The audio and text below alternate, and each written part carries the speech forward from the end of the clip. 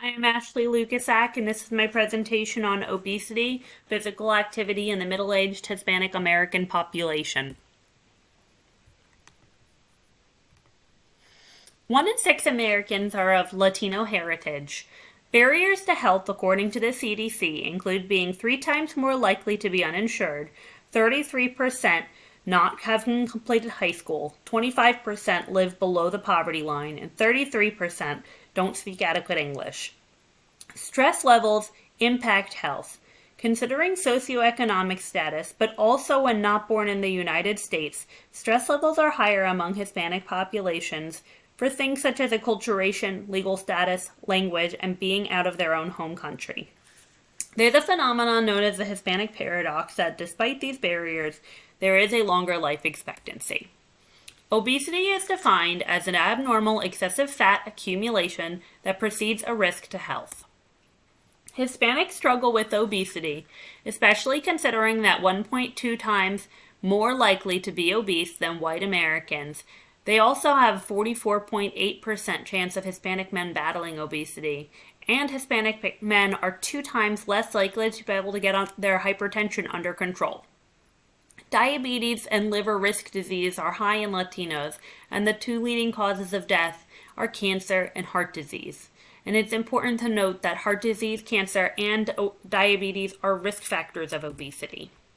Factors associated with obesity include genetics, excessive caloric intake, limited physical activity, insufficient sleep, endocrine disruptors, unhealthy gut microbiome, and environmental factors. And those bottom 3 are things such as ways that impact the energy equation or metabolism. Physical activity is a modifiable behavior, and the 2008 Physical Activity Guidelines for Americans suggest an activity level of greater than 150 minutes of moderate physical activity per week. This population only has 29.6 minutes of moderate activity per day on average, primarily reporting light activity. Their main form of activity amongst Hispanic men is reported to be occupational activity, as they have more strenuous jobs and schedules, which is also related to their role in the family, which is a cultural expectation that men work and women take care of the family. Etiological review of theory and physical activity. The theory of reasoned action.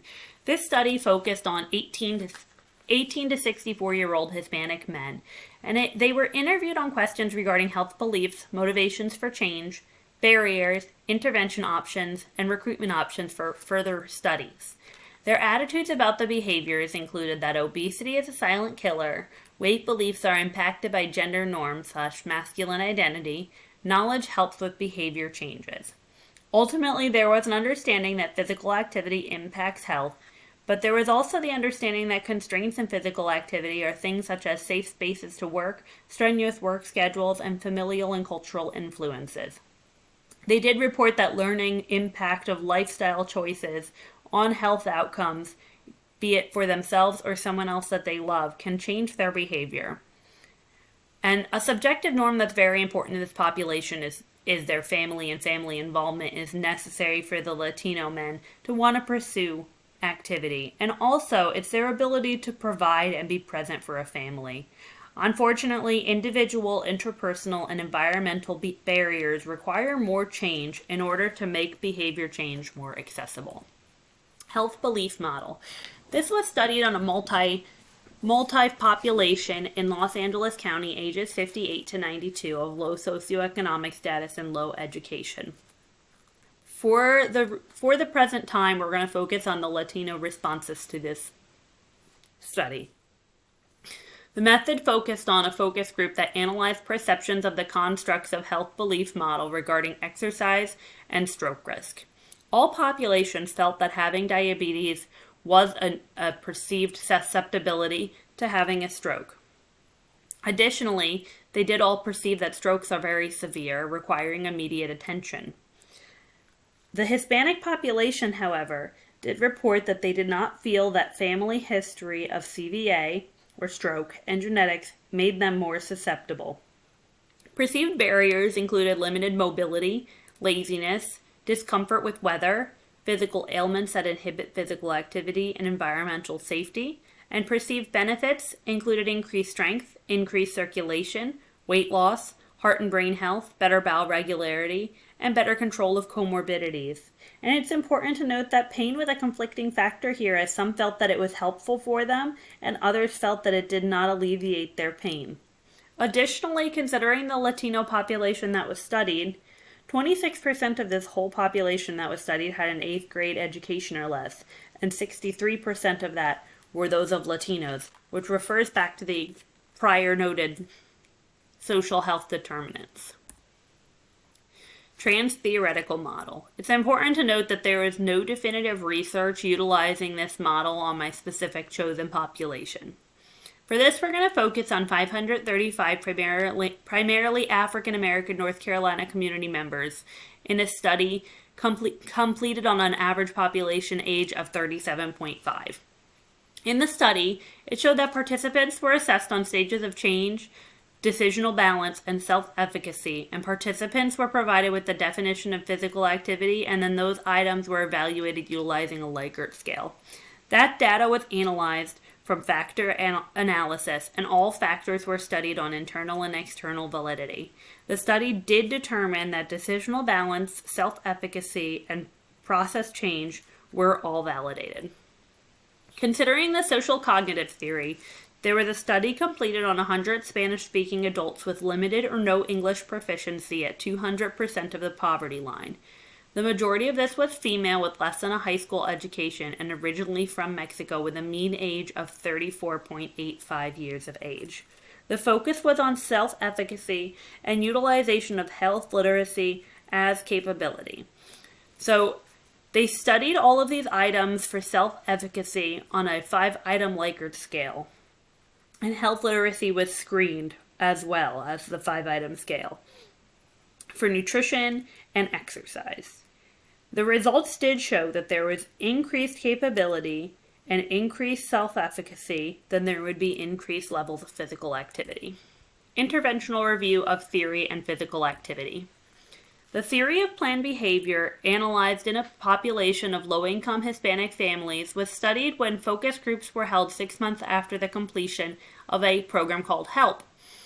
The attitudes about the behavior primarily focused on the adults and how their children were with their weights, addressing their concern for physical activity level and safe physical activity. Subjective norms were usually initially about how the children's weight was not really that big of a deal and that they would grow into it.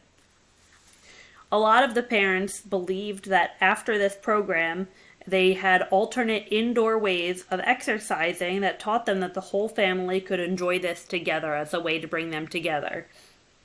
Benefits: parents surprised at the wide range of behavioral and quality of life benefits: increased activity, increased time with kids, increased energy, better sleep, less moody. Overall, it was a successful weight management and physical activity study that provided many benefits for behavior change.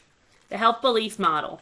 This population that was studied in this study was an African American, ages 21 or older, in a 2-county region that have at least prediabetes, diabetes, hypertension, obesity, family history of early cardiovascular disease, or prior diagnosis of cardiovascular disease.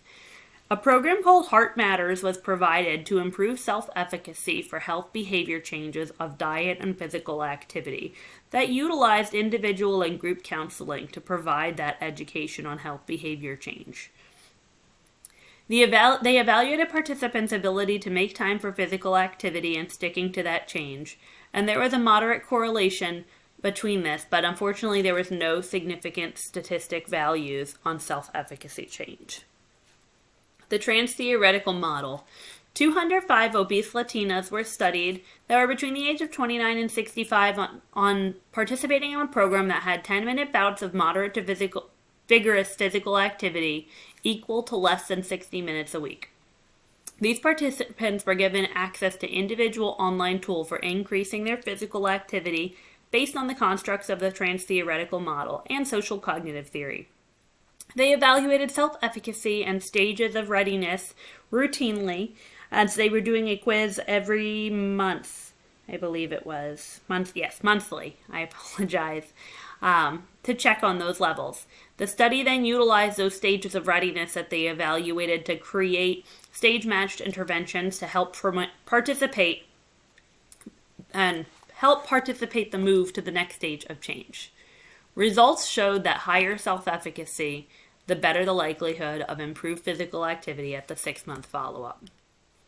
Considering social cognitive theory, 159 overweight community members of the South Wales, Australia region with an average age of 47.3 years of mixed socioeconomic status participated in the Shed It program, which emphasizes the construct of self-efficacy. It focused on the importance of social support, and it used a resource and online group that had almost identical material with some more material available to the online group that focused on self-help, exercise, and diet using information technology. The data was collected at baseline, 3 months, 6 months, and a significant weight loss for both groups was noticed, and half of the men made goals and met them. An inverse relationship was shown between program compliance and weight and body composition. One glaringly obvious fact is that there was not much research available on behavioral theory and the physical activity within this population. The social cognitive theory would be best used to explain how to make interventional behavior change for this population. Emphasizing both education on risks associated with obesity and limited physical activity is important to consider vicarious learning, as it is shown that experience on yourself or loved ones within this population improves behavior change, as well as emphasizing how to perform the physical activity to make it more doable and provide motivation. Motivation can be provided as well with success stories to improve expected outcomes and show payoffs to the benefits of the behavior, as well as providing short-term and long-term rewards to reinforce behavior change. Creating individual goals as well as creating family goals can help someone move through stages of change and move through behavior change step by step instead of being too overwhelmed. It's important to prioritize ways to work around the barriers to optimize their self-efficacy, as well as to motivate, even considering resilient self-efficacy, looking at the environment that they're in and other times that they're showing self-efficacy resiliently in their life and using that to motivate them even further.